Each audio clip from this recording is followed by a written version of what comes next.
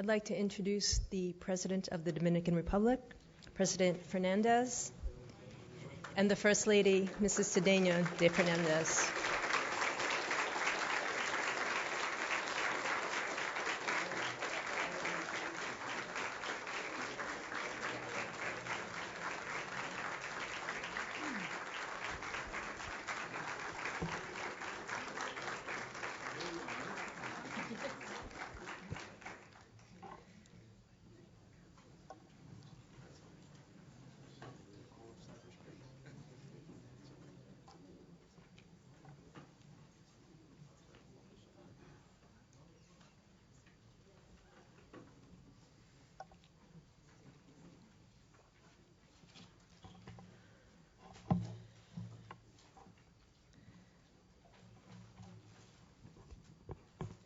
Good evening.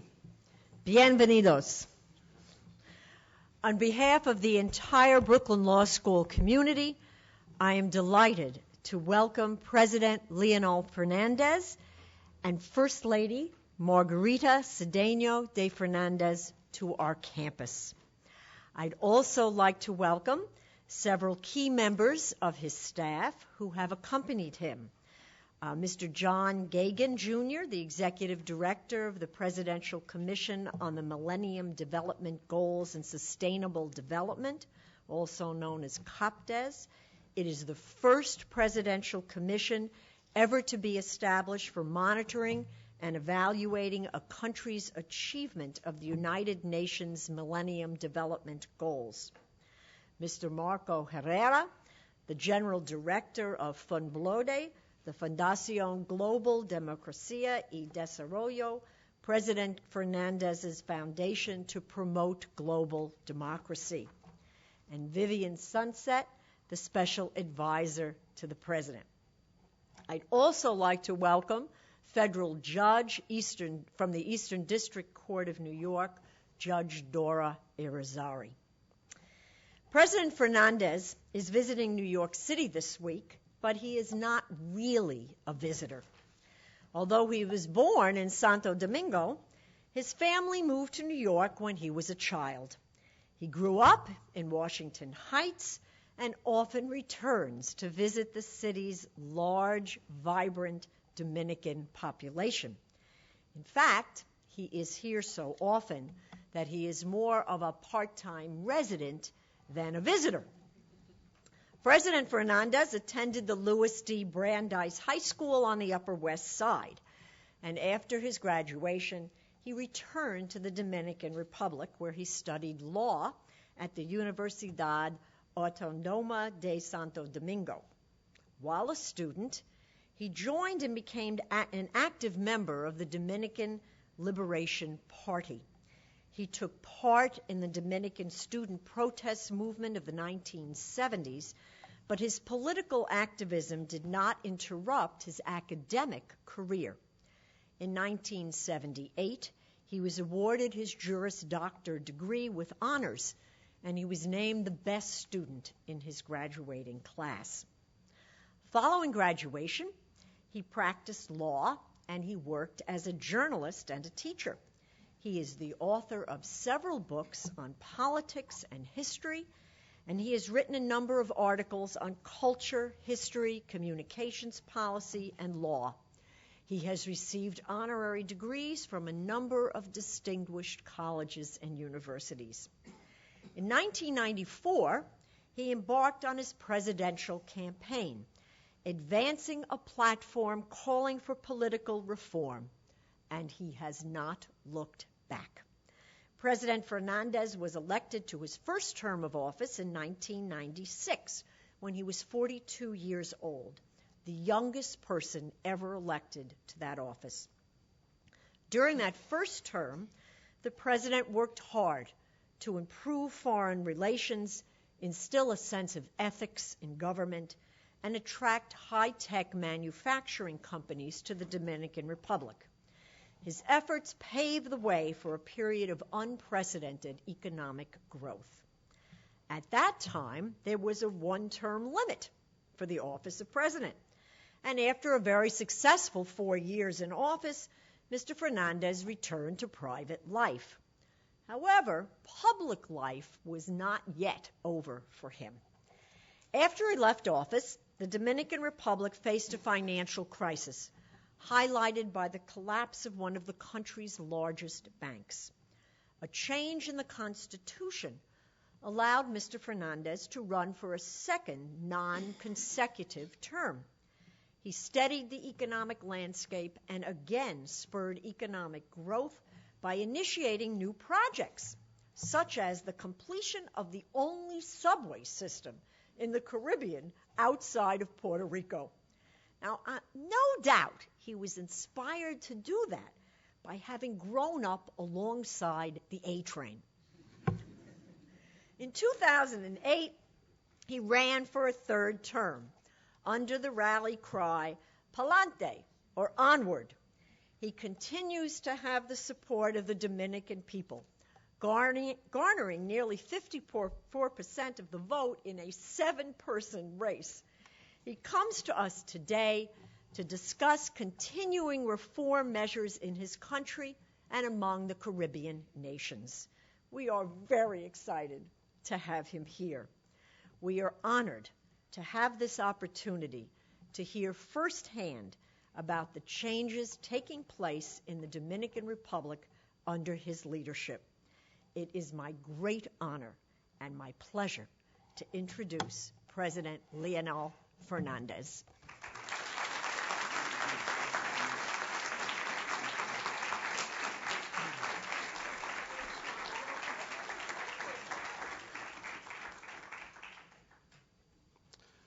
Well, thank you, Dean Wexler, for such a warm introduction. Very kind, very generous. I would like to acknowledge here the presence of Victoria Semcek, if I'm pronouncing correctly. Otherwise, I would have to learn Polish pretty soon.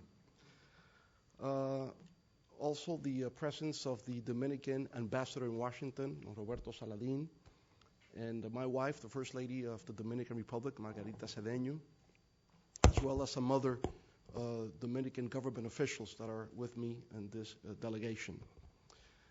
I would like to say that I'm here because of the power of the internet.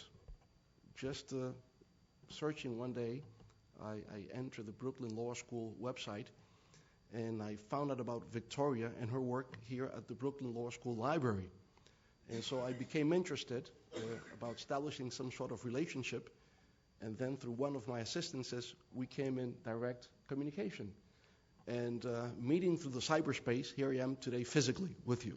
So it's truly an honor and a pleasure to be here for the first time at the Brooklyn Law School, that I know has a long-standing reputation for welcoming students from different walks of life, especially immigrants, minorities, without regards to race, ethnicity, and gender. So my congratulations for all your achievements through the many years this school has been operating. And of course, the main purpose of my presence here today is to start some sort of linkage between Dominican universities, especially Dominican law schools in the universities, and the Brooklyn Law School. Traditionally, our law students have been trained in the European continental model, specifically within the French system. And nowadays, what we see within the globalization process is more a trend towards an Americanization of law, if we can call it some way. And so there needs to be some sort of retraining, a new way of approaching to the law, a new way of legal reasoning, of legal researching, and a new way of understanding the connection between the changes, the transformation that has been taking place in the economics, the political, environmental, social life within a global perspective, how this is expressed through the law. And so there is a need for a new Dominican generation of lawyers to have a more direct relationship with an American way of understanding the law and just being part of it. So the way we try, at least that we will try to establish this linkage, is perhaps having some faculty members visiting the Dominican Republic and also some students, perhaps during the vacation period, and exchanging some ideas, some thoughts and experiences of how law is interpreted here in the U.S. and specifically at the Brooklyn Law School. On the other side, we have a scholarship program that is funded by the Dominican government.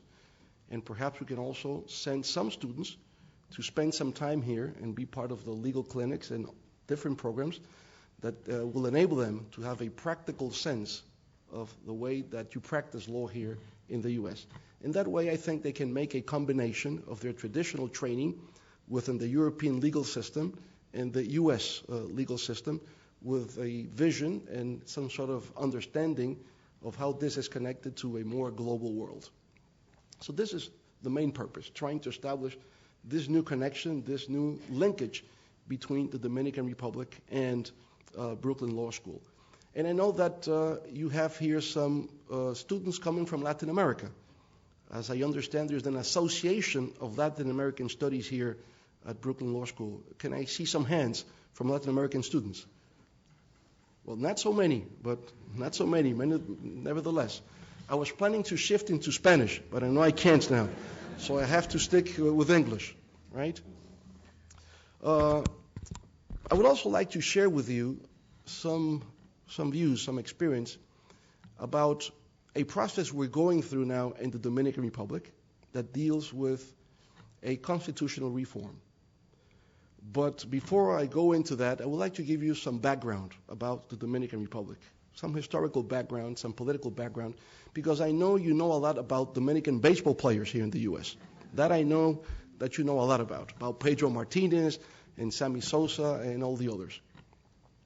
But Dominican Republic, like the rest of the Latin American countries, right from the beginning of the Declaration of Independence in the 19th century, and at this moment, in different countries of Latin America, they're beginning to celebrate the 200th anniversary of the Declaration of Independence.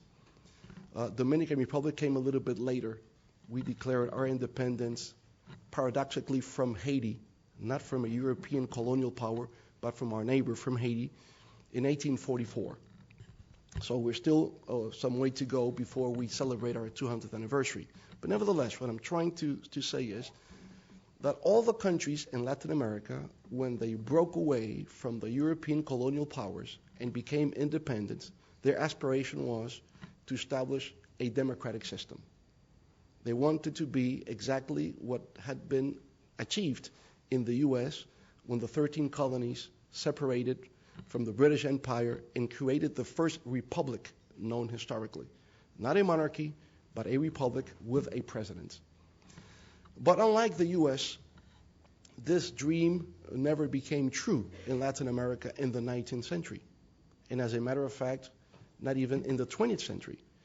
It has been in the last 3 decades that there has been a transition to democracy in Latin America. So there's some sort of coincidence that at the same time that we're celebrating the 200th anniversary of the birth of our nations, of our independence as sovereign states, we're also beginning to celebrate the 30th anniversary of a transition from authoritarian regimes into democratic political systems in the different countries of Latin America. And the Dominican Republic is part of that. We didn't have a democratic system in the 19th century, different dictatorships. In the 20th century, we had one dictator that distinguished himself among others. His name is Rafael Trujillo. He governed the country for over 30 years. And if you want to know more about the Trujillo dictatorship, I would recommend a novel that was written by a great Peruvian writer, Vargas Llosa. Mario Vargas Llosa is a great Peruvian novelist. And the title of the novel is The Feast of the Goat. I would call it a literary masterpiece. It is in English. You can have it, a copy in English. And from there you will learn very much about the Dominican Republic and about Trujillo's dictatorship. So Trujillo governed the country from 1930 until 1961. He was assassinated in 1961. And from there on, we speak about the beginning of a transition to democracy in the Dominican Republic. But as you can see, this is contemporary history. So it's just about 50 years in the Dominican Republic since we began making this shift from an authoritarian dictatorship into a democratic system. In 1962, we held our first democratic elections in the 20th century. And it was won by a landslide from a very prestigious Dominican intellectual that was living in exile, whose name is Juan Bosch. He was elected in 1962. He took office in 1963, February 1963, but he stayed in office for only 7 months. He was overthrown by a coup d'etat. Now, during his brief term in office, he proposed a new constitution in the Dominican Republic that was approved by a National Assembly. So when he was overthrown in 1963, 2 years later, in 1965, there was a civic military revolt in the Dominican Republic that was proposing the return of Juan Bosch to power and the return of the Constitution of 1963. So for us in the Dominican Republic, constitutionalism is very sensitive. It has to do with our rejection of a tradition of tyranny, of dictatorships, of authoritarianism, and a desire and a will for democracy. So our first democratic government was overthrown, but 2 years later, there was a revolution, there was an uprising within the country in order to reestablish constitutionalism in a democratically elected government. Now, during the time, 1965, we were within the Cold War period. And there was a misinterpretation about what was taking place in the Dominican Republic within the Johnson administration. And so a U.S. military occupation was ordered into the Dominican Republic with the goal of preventing a second Cuba in the Caribbean. I say this was a mistake. It was a misinterpretation of what was taking place in the Dominican Republic because the revolutionary movement was not proposing a socialist revolution, but instead a democratic revolution. It was going back to a democratic system that was overthrown by the military. But we were caught in the midst of the Cold War, and of course this misinterpretation of what was taking place in the Dominican Republic impeded our country to make a comeback to true full democracy in 1965. Joaquin Balaguer, another important political leader that was living in exile at the time, went back to the Dominican Republic, won elections in 1966, and stayed in power 12 years until 1978. In 1978, we had elections, and for the first time, we had a transition from one party to the other. An official party was able to handle government to an opposition party. And we say 1978, this was the beginning of modern democracy then in the Dominican Republic, since our first attempt was a failure because of the coup d'etat. And after 1978, we have had periodical elections in the Dominican Republic and a stable democratic political system. Now, coming into office in 1996, it was a new generation coming into office. And our ambition was to modernize the Dominican Republic, create the conditions for economic and social growth and development, but also to democratize institutions in the Dominican Republic and have full integration of our country within the world economy and specifically within the U.S. economy, since we are so close geographically to the U.S. and since we have over 1 million Dominicans who live in the United States. So our ambition was very clear, was going back to our historical roots, being democratic, and within a stable democratic political system, create opportunities for economic growth and social well-being of our population. We were unable then to propose a constitutional reform, but coming back into office in 2004, we began working with a group of experts in constitutional law to bring about a new reform to the Constitution in the Dominican Republic. And I would like to talk to you a little bit about what we have been doing in the Dominican Republic in terms of constitutional reform in the context of what is taking place in the rest of Latin America. Because it is not only in the Dominican Republic that we have been going through a process of reform of the Constitution, but also it has taken place before in Argentina, in Colombia, most recently in Venezuela, in Ecuador, and Bolivia. Now, the difference has to do with procedure. In the case, for example, of Argentina and Brazil and Uruguay, they had dictatorships in the 80s and beginning the 90s. And so they said in order to have a constitutional reform, there needs to be a breakaway from the past. We're coming from a dictatorship that has no legitimacy, and so in order to build a democratic system, we need to proceed by creating what they call a constituent assembly. And by creating a constituent assembly, they had to go through an electoral process that would elect the new members of Congress that had the task of promoting the new constitution. Not the ordinary legislators, not the senators or the members of the House of Representatives. These lacked the legitimacy, according to their view, to proceed with a new constitution. So they created an Asamblea Constituyente, a constituent assembly with new members of Congress, only for the task of promoting a new constitution. This is what has been happening in Ecuador recently, in Venezuela in 1999, and Bolivia just recently. From their point of view, I can understand.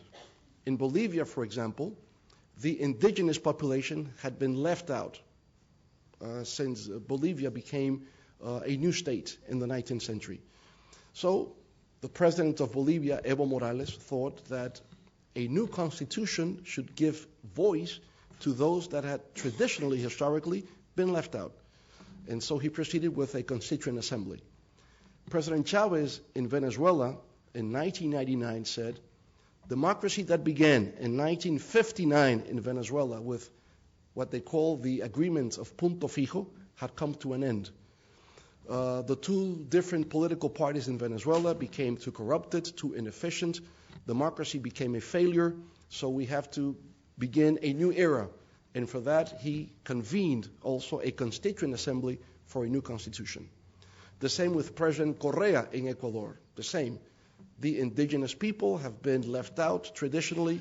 We need to break away from the past, begin a new era, and that is with a constituent assembly. With Colombia in 1991, the same thing. We in the Dominican Republic did not convene a constituent assembly. And the reason is we didn't need to break away with the past. We had been operating within a democratic environment for 30 years. And our senators and members of the lower house had been democratically elected in 2006 for a new period. And so we thought they had the legitimacy and the credibility within the population to proceed with a reform of the Constitution. So these ordinary legislators convened now in what we call a constitutional revision, or a revision assembly, Asamblea Revisora, we say in Spanish. Not a constituent assembly with new elected legislators, but the ordinary elected legislators in their full capacity went on to proceed with this debating and discussing the new proposal for a constitution in the Dominican Republic. So there is a first difference between the Dominican experience and the other experience in the other Latin American countries. We didn't need to have a rupture from the past because we were already on a democratic path. They thought otherwise. Secondly is about the content of our reform. Constitutions in Latin America, inspired by the U.S. Constitution of the 19th century, 18th century, 1787, the French Constitution of 1791, the Constitution of Cádiz, la Constitución de Cádiz, 1812, became liberal constitutions.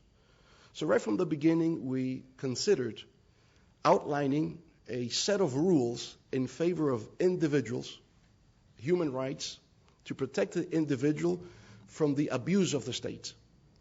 Our constitutions were then liberal democratic constitutions. Under the influence of the great European thinkers of the time, Montesquieu, Jean-Jacques Rousseau, and of course John Locke. The same doctrines that inspired the U.S. Constitution was also there for us in all the Latin American countries.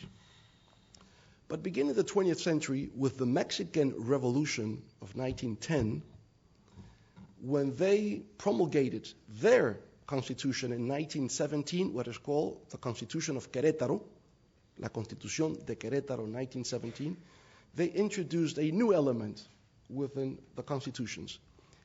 It was not enough for a constitution to be liberal and democratic.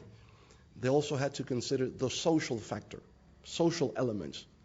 So now we have two factors: the liberal, conceding civil rights, human rights, fundamental rights, freedom of speech, freedom of assembly, freedom of movement, religious beliefs, etc. But that's not enough anymore. Now we also have to introduce the social factors, the social elements, the rights to education, the rights to healthcare, the rights to the environment, the rights to social well-being, the right to housing. This is a new factor that was introduced in Latin American constitutional history by the Mexican Revolution. And so we have these two references, the liberal democracies of the 19th century and now the social element introduced by the Constitution of Mexico, the Constitution of Querétaro. Now, moving forward, the Latin American transition, beginning in the Dominican Republic in 1978, now into its 30th birthday, only interrupted recently by a new coup d'etat in Honduras that deposed the government of President Manuel Zelaya, who yesterday returned to Honduras to press on the recognition of the legitimacy of his democratic government. And I think that President Obama, in the next hours, will make some sort of decision in order to support the only democratic, legitimate government of Honduras, which is represented by President Manuel Zelaya. So in those 30 years, there had been no interruption of constitutional order in Latin America, just until recently in Honduras with President Zelaya. Now, when our nations begin this new era, this new process of becoming democratic, holding elections, but also moving into other areas of democratic constituency, like not only having periodic elections, but also guaranteeing governability, political stability, investments in human well-being, especially in housing, infrastructure, sanitation, water, etc. So our societies have been in a process of deep and radical transformation in the last 30 years. It's politically, but it's also economically, socially, environmentally. But within that democratic process, there is a need for a new set of rules. And these new set of rules begin with a constitution. We have to establish principles and a set of rules that will indicate that the new democratic governments, these new democratic nations, will be held accountable as states that consider the rule of law. And so we begin with the new constitutions. But in the modern era, there is a new inspiration, there is a new model, a new reference that's being constructed. That's Spain. Because as we all know, also Spain was under a dictatorship, the Franco regime that lasted over 3 decades. Franco died in 1975. And then Spain held also a process for a constituent assembly for the establishment of a new constitution. And coincidentally, that constitution was promulgated in 1978. So it's interesting to see the date that when we begin a transition to democracy, also Spain in Europe is able to approve a new constitution the same year, 1978. They just celebrated the 30th anniversary of the new constitution in Spain. Now, the new Spanish Constitution has also an interesting element.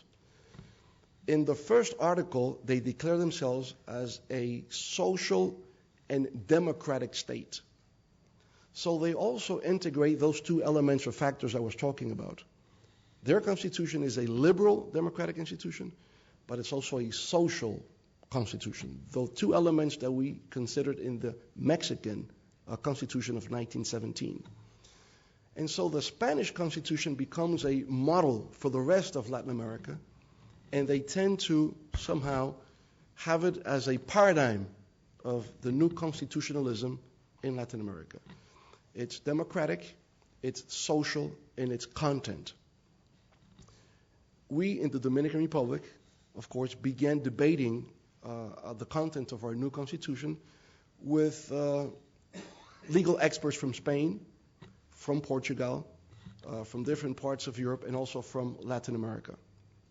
And of course, we structured a new constitution that will move from considering fundamental rights of individuals, the separation of powers between the executive branch, legislative, judicial branch, etc., but also introducing a new element, a constitutional court. Before that, which I think is one of the major contributions this new text will have, is a constitutional court, which is an experience different from the U.S. The judicial review was established in the U.S., as you all know, within the Marbury versus Madison case, where the Supreme Court was able to establish the inconstitutionality of a rule.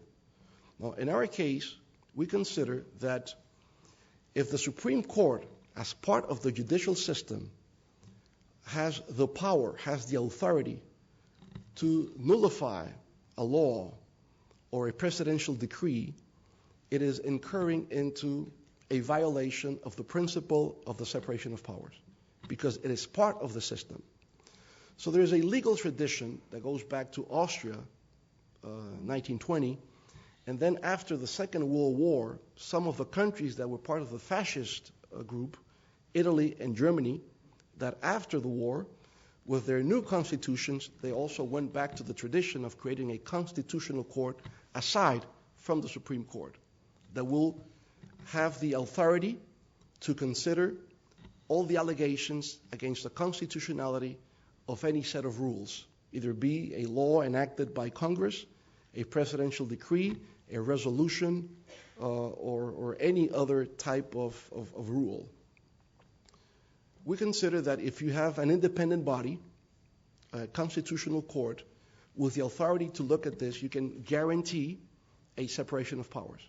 Of course, there are different models around the world. In France, they have a preventive model. Before the law can be approved in Congress, there is a council that looks into the constitutionality of the law. So there will never be an unconstitutional rule in France because it is looked upon before it is promulgated. So then in the Dominican Republic, following up on the Italian, German, the Portuguese, and the Spanish new tradition, we are creating in the new constitution an independent constitutional court that will look into the constitutionality of all different types of federal rules. But the most important thing that we find in our new constitution, also going back to procedure, is that before the legislators met within a national assembly to consider the structure and content of the new constitution, the people of the Dominican Republic were consulted.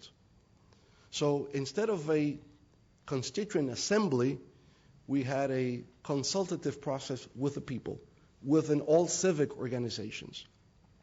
Philosophically, we say that this was reconciling Plato with Aristotle, in the sense that Plato would say he believes in the philosopher king, he distrusted the people, the wisdom of the people, while at the other side of the spectrum, Aristotle always considered that wisdom comes from the masses.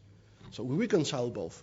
You need to have a group of experts that will understand the technicality of the law, but at the same time consult the will of the people, their aspirations, their dreams about what type of constitutions they wanted. And what we really understand, what has come out of this process, is that the Dominican Republic reaffirms its desire, its dream of becoming and consolidating a democratic society. We have learned from the past that dictatorships, tyrannies, can only tear down societies and individuals. They will impede that their aspirations of becoming better human beings, of having opportunities, will never come true. You need to do this within a democratic system. And so what we're doing with the new Constitution is consolidating the idea of a democratic system through the strengthening of institutions. Because if you do that, strengthen institutions, you'll have individuals, leaders, at some point of history that would be democratic, but at the end, when they have to step down, you do not have the institutions that can guarantee that the society will continue on within a democratic setting. So I will say that the first real, I would say, success that will come out of this Constitution is guaranteeing that permanently we will have the institutions in place that will make the Dominican Republic permanently a democratic society. Secondly, we have incorporated the referendum as a consultative process for important decisions that the country should make at some point. There's a referendum. There is what we call the tutelage action, in Spanish, la acción de amparo, from which any citizen can request from the court the validity of his constitutional right being jeopardized by the presence of any public power. And this has worked out very well in Mexico, in Spain, in Colombia, and other countries. It's a protection of the individual against the potential abuse of power coming from the state. And this is another conquest of this new constitution in the Dominican Republic. We're still in the last phase of approval of this constitution. Perhaps when I go back home next week to the Dominican Republic, we'll have the final approval in Congress. So it will be coming fresh out of print, this new constitution in the Dominican Republic.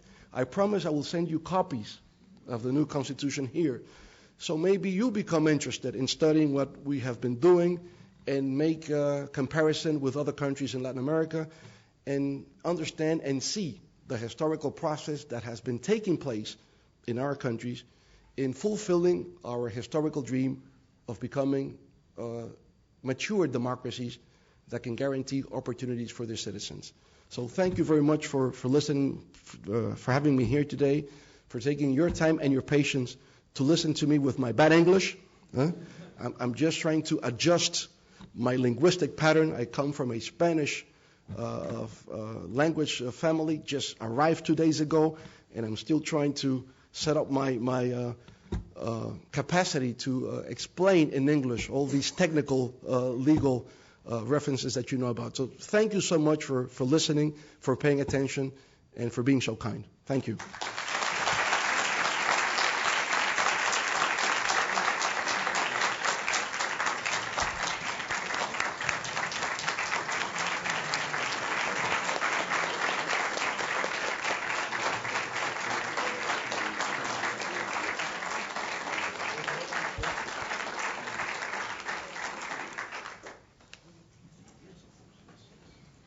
Thank you, Mr. President, for that extraordinary talk. I think we all learned a great deal about history and about your country.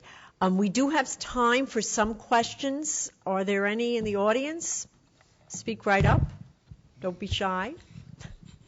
You learned everything? Oh, yes. And you'll have to, there's a mic. Thank you. Great.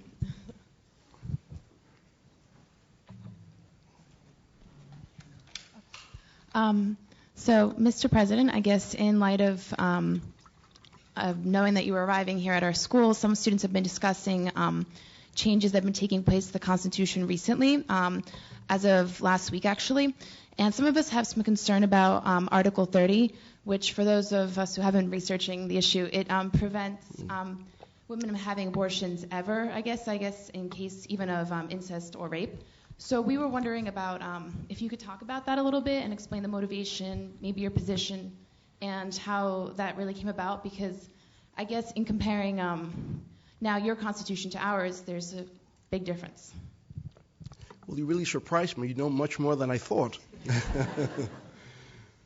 Well, yes. Article 30 of the new Constitution has created a lot of debate and a lot of criticism. Now, this came out of the popular consultancy process. This was not something that was introduced by the President or by the group of experts, but that within the consultation process that we had, many people indicated that they thought the Constitution should state clearly that the right to life begins with the conception and ends with death. I know that just about all the constitutions say there's a guarantee to the right of life, period. But this one says there should be a guarantee of the right of life from, you say conception or inception? Conception. From conception to death. Right. What does that mean? I think there is a great influence of the Catholic Church here. This is a doctrine of the Church. Historically, it's a doctrine of the Church. And it creates some sort of difficulty in three specific cases where the pregnant women should have the choice, should have a right to make a choice. First, as you said, in case of rape. Secondly, in case that her life is in danger. Or thirdly, in a case where the child is known that will be born with some deficiencies. So according to this Constitution, there will be no specific therapeutic case where the women can make a choice. I think this is not the best decision we have made. But anyhow, it was democratically debated. In our party, I convened the legislator from our party, and we said, the party will not trace you a specific line. We'll leave you in the freedom to make your own choice. And that's what they did. They decided according to their own views, to their own considerations. And this has been approved now in the two different discussions that must take place within the National Assembly. So I don't think, personally, is the best contribution we have made with the new Constitution. But at least it came from below. It came from the people. They suggested that. It was not something that was imposed on them. What I can say is, in terms of the procedure, it was democratic. In terms of its contents, I think it's too conservative. That's my belief. Can I follow up that question with another question? Yes, okay. Please. This is my last one, I promise. Actually, in my research, I couldn't find, I guess, what the punishment would be if doctors did proceed with an abortion, let's say, in any case. Whether it be a regular abortion, the case of rape, or anything, what would happen to the Well, doctor? the Constitution will not specify that. It will have to go into the ordinary law. In this case, the Penal Code of the Dominican Republic. And it's a criminal offense. It's a criminal offense. Thank you. Anyone else? Professor Schneider? Certainly. What other articles or provisions would be the most controversial within the rule set? Controversial will also be the Constitutional Court.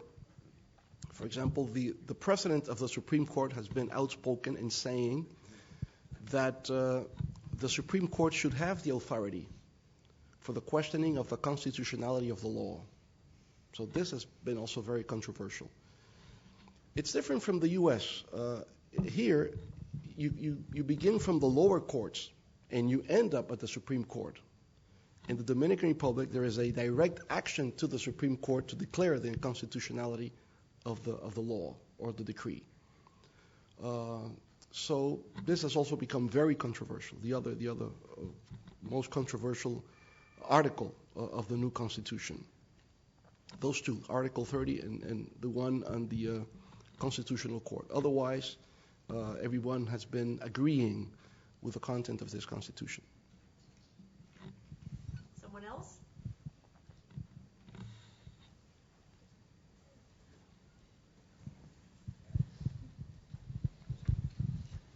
Hi, I have, I guess, sort of a tangentially related question. I'm just curious about how, if you could speak to the process of how you went about in this area and other areas assessing the will of the people and sort of getting a sense for what sort of reforms people were looking for, and just if you could tell us a bit about that process and how you went about that.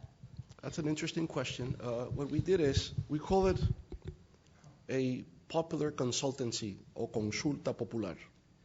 In this case, we created a panel of 15 experts in constitutional law in the Dominican Republic. And they were empowered to enter in direct relation with all civic organizations, civil society organizations that had an interest in participating in the debate of a constitutional reform in the Dominican Republic. And then they gave them some guidelines on which would be the issues.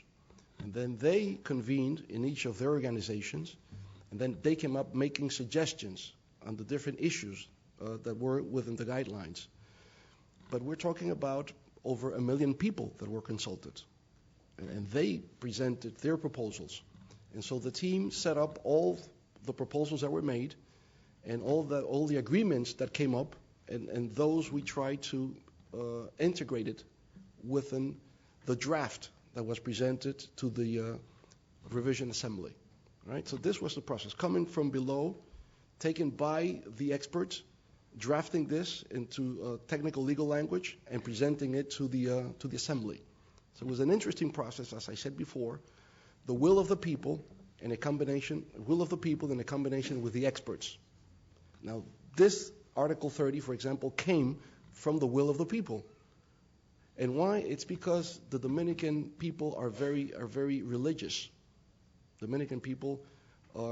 Most of the Dominican people belong to the Catholic Church, very religious. And so they considered this was a better way to represent a sense of the rights of life, the rights to life. Do we have time for one more question?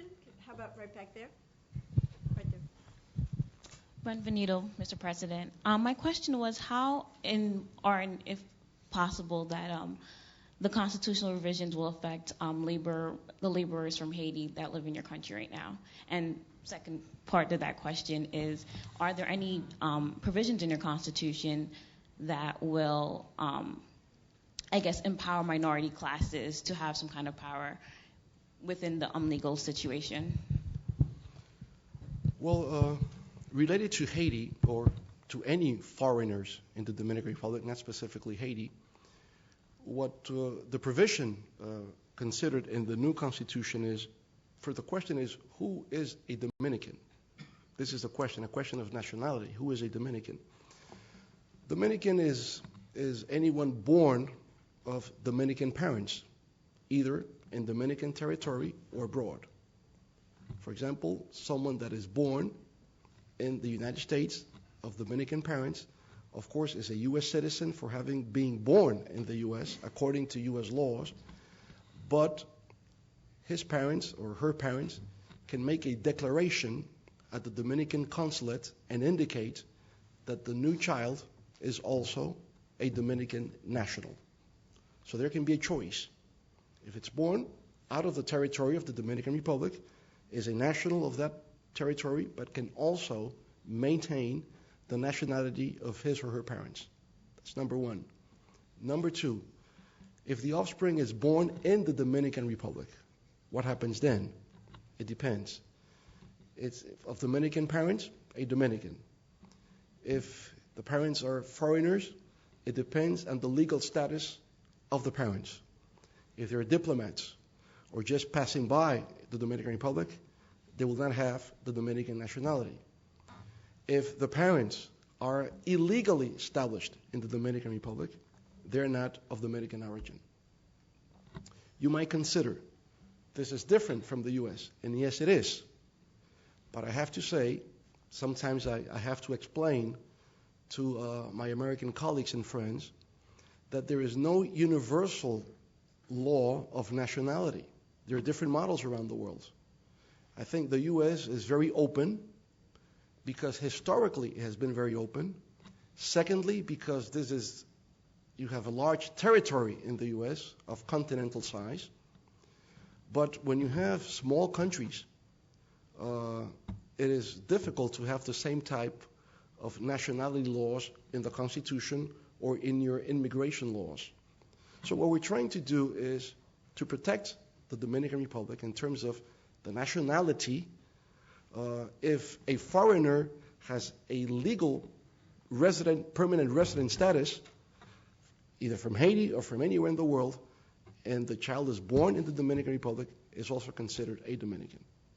I want to clarify this because there is a stereotype that Dominicans tend to exploit Haitians, which is untrue. I think that between any two countries that share boundaries, there has always been historical, geographical, and social tensions. But that is different from saying that one country exploits the other, or that Haitians are enslaved in the Dominican Republic, which is untrue. I think when the Haitians move to the Dominican Republic, as when Dominicans come to New York, they're searching for a better way of life, improving their quality of life. And of course, Dominicans who live in New York live better than if they were in the Dominican Republic. And Haitians that live in the Dominican Republic live much better than they do in Haiti. That's true. Now, at the same token, those that migrate tend to live under, I would say, not the same conditions as the nationals of that country. And that can be understood. It's only through time, through education, integration, cultural exchange, that eventually the new immigrants will be part of the same social class of those who have been there historically. That's the way it happens everywhere.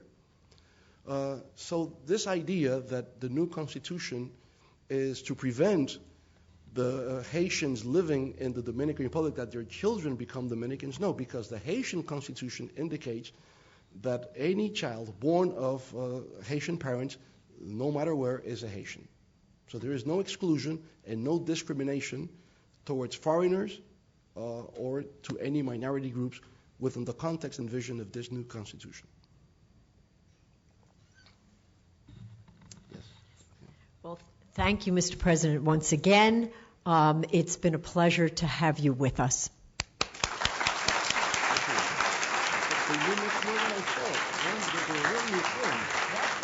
Thank you.